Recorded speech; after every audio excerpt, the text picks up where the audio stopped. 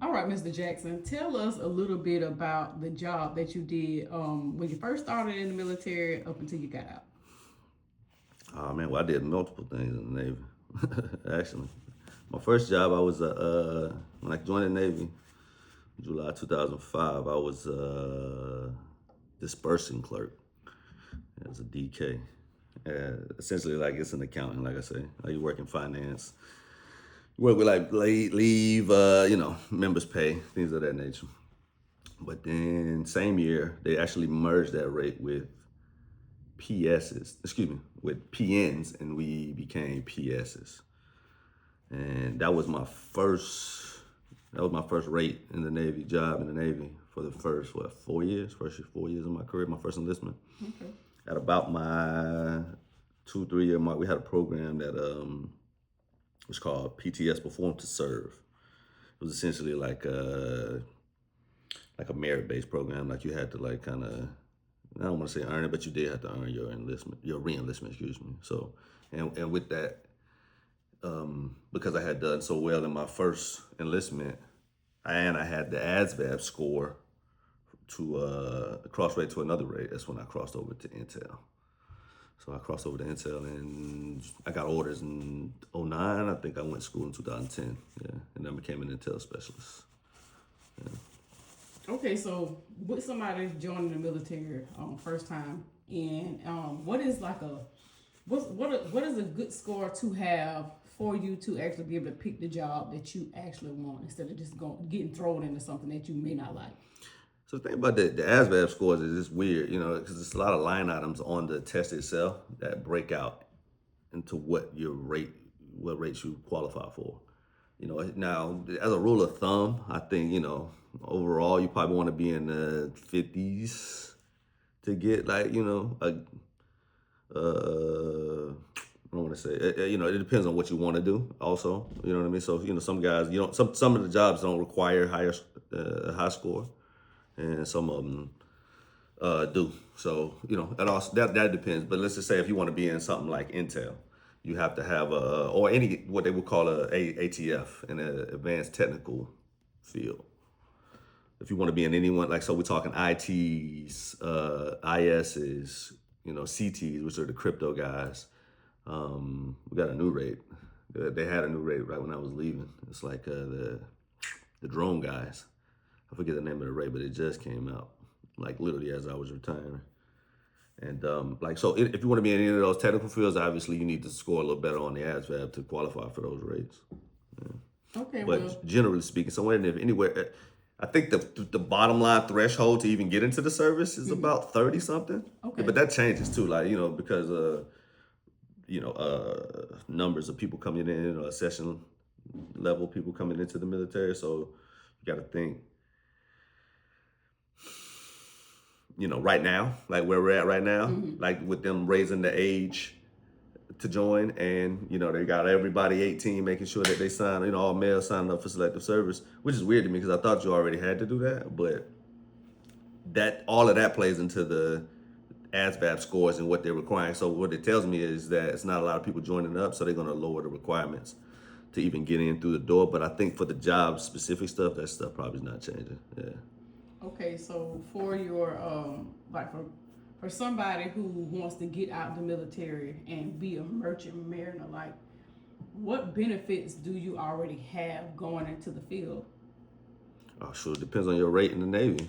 I would imagine someone like a bosun's mate or OS, like any of those seagoing rates, like engineers, like any snipes, any of that kind of stuff. Like those guys are probably like shoe-ins for MSC, like just crossover. You know what I mean? Like it might even be a one for one. You know what I mean? Like job specific kind of stuff. So it'll probably be something that'll be, but I know they'll make more money than they're making them starting out in the military if they cross over. Because a lot of people, like a lot of males, when I go live, they always, hey, what is so what's the going rate for me to when I get out the military be a merchant mariner? Like I know off rip, sea time is very important because that's how you move up. So them coming in already having sea time, they can bypass the OS and go straight to the AB program or engineering, depending on what it is that they actually did in the military. So I get that. Yeah, I mean, I would imagine it probably, it's the same in like federal services. You know what I mean? Like Right. somebody like myself, if I were to go into the contractor world in the intel space, like I'm sure I would have a leg up just because I've been doing it so long. You know what I mean? How Like, many years did you do? I did 20 years in service. 15 years of was Intel. 16 years Intel, and the first, like I say, five were the first four were the PS, personnel specialist. But actually, it's oddly enough, I learned more about the Navy being a personnel specialist than I did in the as an Intel specialist. As an Intel specialist, you learn a lot of you get to see behind the curtain. But as a personnel man, like as a HR, I got to see how the money. You know what I'm saying? I got to see how the money flows, and that's what this is all about. Because nobody works for free, baby. It's all about the money. It's all about the money. I know that's right. So, I'm just trying to think. It's just a lot of questions that's actually like rushing me right now. But as far as like in general, like the living spaces that y'all have, is every ship like in the military? Do you have burdens, or is it because like the higher up you go, it's in the merchant mariner world. Your rooms are different. It's not you bunking with nobody. Now I'm a mate. I'm on mate level. Now I got this and I got that. Is it like that in the military too? Yeah. Especially ship dependent. Some ships. I actually just did a tour on the USS Iwo Jima like Sunday. I went out there. One of my buddies, my good like day ones. He's on there. He's a senior chief on there now. And I did a tour of his, and like that, the chief's berthing on that ship there. The chief's quarters, period. We talking chief's mess, like all of it. It's next level. Like they got a theater in there. You know what I mean? Like with the leather seats and the whole nine. They got TVs off to the side that they ain't even put up yet. Oh man. Like they living real good in there. You know They what I mean? living So in like there. so, but that's the thing about making rank in the military. I mean, it's everywhere. You know what I'm saying? Like you get the perks. Those are the perks. You know what I'm saying? Like with rank has its privileges. Like and so you gotta imagine that the chief's mess would be a little better than what I'm saying the normal quarters that everybody else is. And same thing for like the wardroom. And the CO. You know what I mean? Like if you go up high enough, everybody it's a leveling up process. You know what I'm saying? So you gotta pay your dues. Yeah. See, I didn't. I worked for a couple of government vessels. One of them was with NOAA. And they had the XO and the CO on it. So that was different for me because on regular government vessels, you just have your MSO or you'll have the captain, your mate. So it was kind of different going into on the federal side of things. But I don't know, like I kind of like it only because you have more exposure to stuff and you do, so like y'all, certain things that happens at sea that you just can't, you'll never be able to speak about. So What you mean? How you mean? What do you mean by that? what do you mean like classified stuff, like I can't talk about yes. this or I can't say this, or different missions and stuff that what we did working with the military. So I get that side. Is it hard for you to when people ask you certain questions, is it hard for you not to say nothing, or like how would you cover somebody asking you something personal that happened on the ship that you really can't say anything about, even with you being out of the military? Like how do you handle that? Personal stuff, I wouldn't. I don't really get too much hung up on that. Personal stories, you can kind of give those, but you start talking about missions and you start talking about operational security things, like OPSEC. Nah, yeah. The funny thing is, even when I was active, like in intel, you have to like navigate that when you just in your normal day. Like if you're not in a classified space, you can't talk about classified things. But let's just say I see somebody in the P-way and I needed to reference like something earlier. I'm already talking in code anyway. Right. You know what I'm saying? Like, so it's I don't know. Yeah. Especially like one of my advantages that I had in the military is like my background, like just coming from where I came from, Georgia, all that, I came from Georgia, and I had a very, I spent my childhood in a wild hood. I just put it like that. You know what I'm saying? So when you put, you put somebody like myself in social settings with people who have not had like certain experiences, like meaning I speak street. That's really all I'm saying. Like I speak the lingo. I can just use the lingo to reference something from the intel world that, you know what I'm saying? Like if you don't speak the lingo, you ain't even gonna know what I'm talking about anyway. Right. And I got that. I got that practice from something that I learned when I was going through my information warfare pen. Like I learned about the Navajo code talkers. You ever heard of them? Mm-mm. Like the Navajo code talkers were in They were a big part of World War II. They were essentially like code breakers where they were transmitting signals and like positions and things like that. But they were using Navajo Indian language, which the Japanese could not intercept. They didn't understand. They were intercepting the comms, but they couldn't understand what they were saying because they didn't speak the lingo. Right. You know what I'm saying? So I just basically put it in, in Turn. our terms. You know what I'm saying? I just did like that. So I would just speak the lingo, and if you understood the lingo, you know what I'm saying. Plus, you was in the back room too. You knew what you could make. You could make the connection. Right. And so that right there, I did a lot of that. So that's how I kind of navigated. I mean, and I guess I still do that in my own little way now. You know what I'm saying? But for the most part, it's not the stuff that they deem classified, and that it don't even be that deep. You know what I'm saying? A lot of times stuff is overclassified and just for the sake of, wanting to keep it a secret, but it ain't even, if it came out, it wouldn't be, damaging in the way that they might think it is. A lot of this stuff be just like, all right, okay. Y'all just ain't want nobody to know. Y'all just Yeah, keep it. facts, that's it. You know what I'm saying? I just want to keep it secret, but it's not, the secret ain't that deep. Okay. So I got another question as far as like on the family dynamic side. How can being in the military, is your wife, is she a part of the military world too or no? Not at So all. like how does being in the military affect the family home? You know what I'm saying? Like Shit, you can't have me that. Listen, I ain't the person to ask for that one. I'm just saying, like, as far as like Well, I'm not that I'm not the person to ask for that for a lot of reasons. Because number one, my career is very unique. You know what I'm saying? Like I didn't even.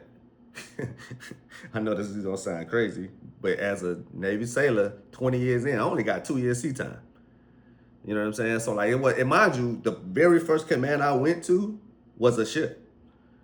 Yeah, so I spent like 1 year, 11 months on that ship there, and everything else after that was a deployment on a ship, like a ride, like I'm going somewhere. So, you know what I'm saying? But at the same time, I did 7 deployments. 3 of them were ships. But I still only ended up with 2 years sea time. You know what I mean? So my deployments were different. My commands were different. Like for the most part, my shit looked like a 9 to 5. your whole time pretty much. With the exception of the ship. When I was ship's company, like when you ship's company, you ship's company. You got duty and you got all this. You on your boat life. You know what I'm saying? So when I was that, it was that. But when I left that boat, I didn't go back to a ship. The ship's company.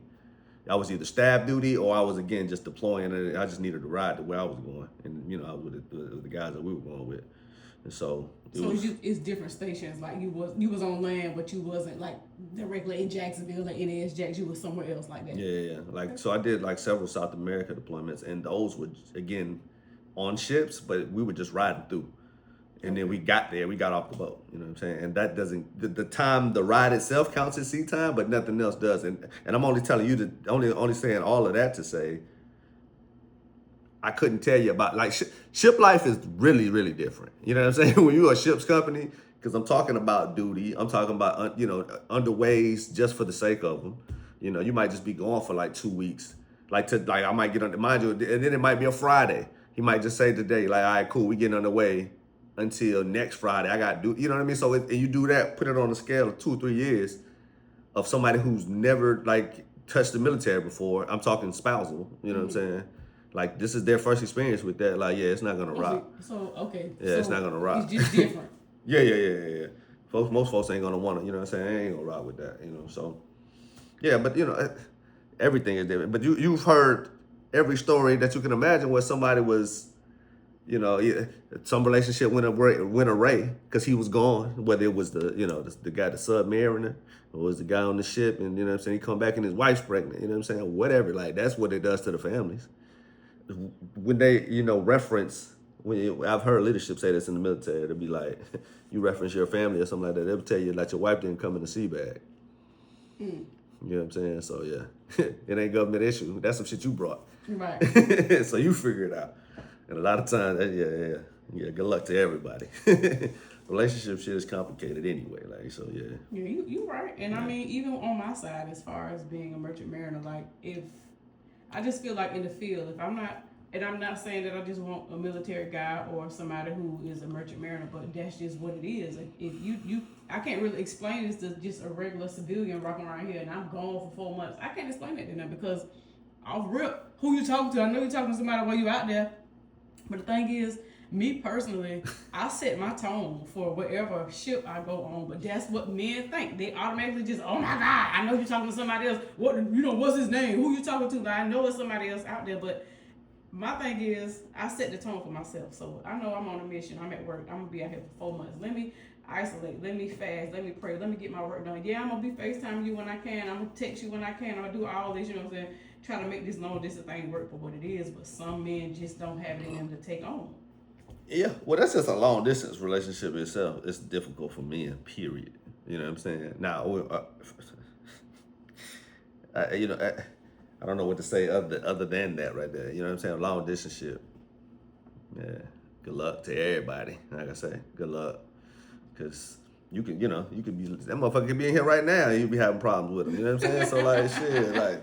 So that don't even mean that. Yeah. Like, the relationship shit is complicated. That's just it. That's just what that is. You know? I just feel like, just be rooted, stay in your faith, and just, what I'm saying, do what you can because arguments gonna come. Yeah.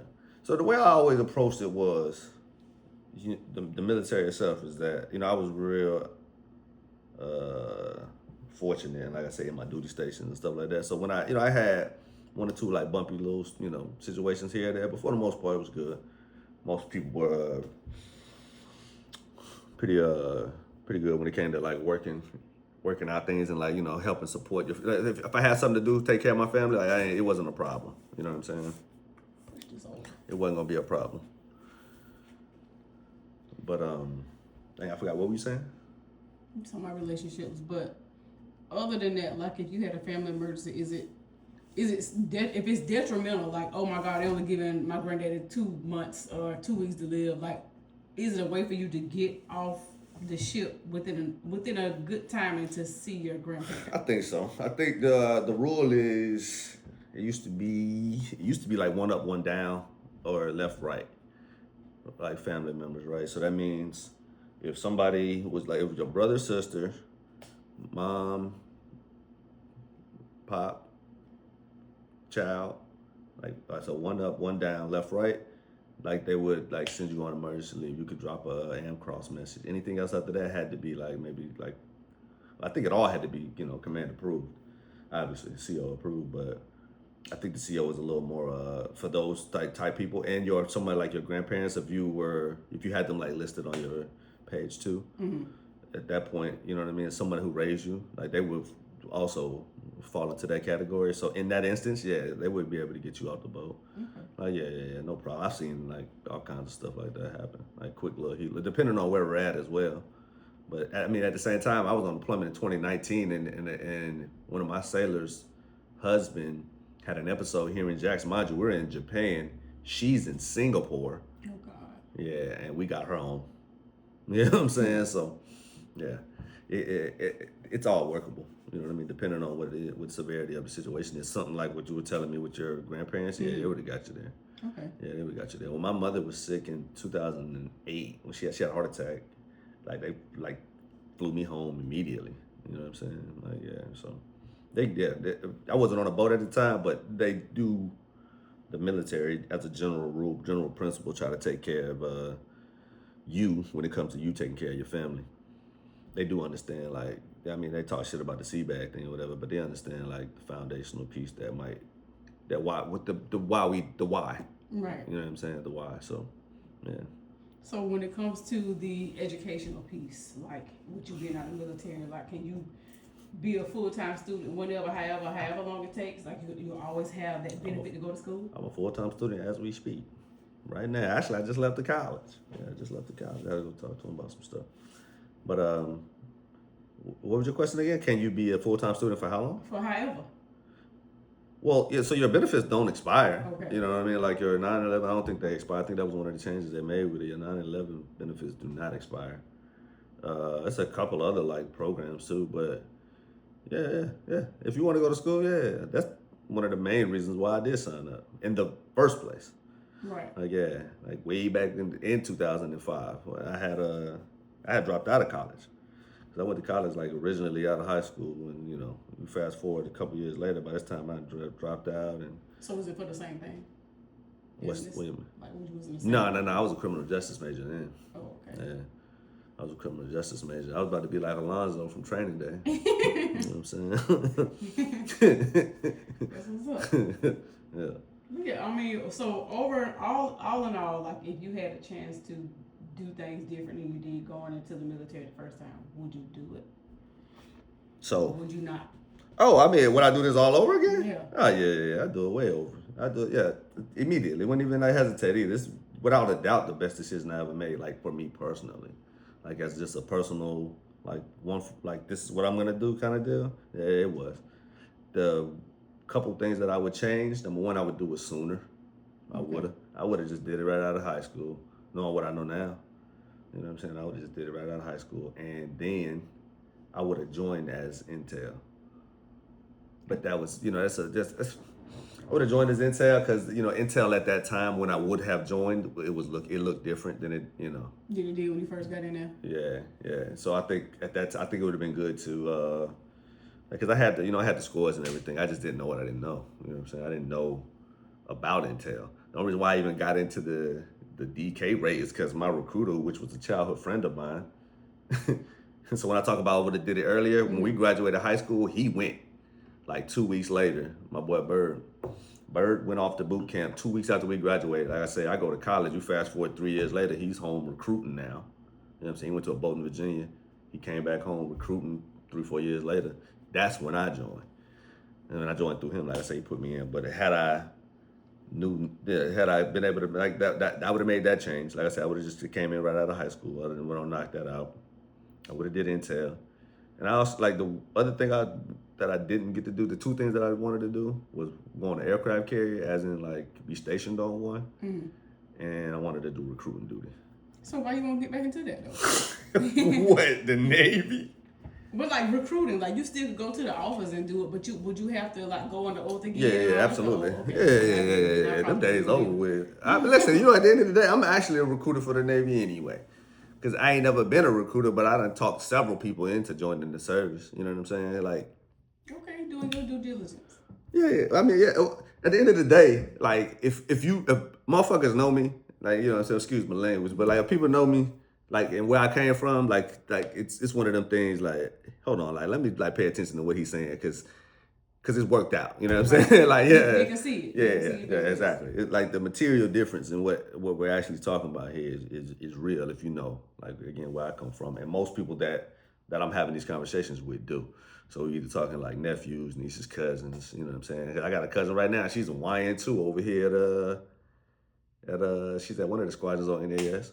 I talked to her to join in 2019. Now, I was home or something. She was a high school student, junior. She was like, "What up, big cuz?" All that. Yeah. Come on down here. And the funny thing is, she actually went to a recruiter that when I was a PS. Who knew you?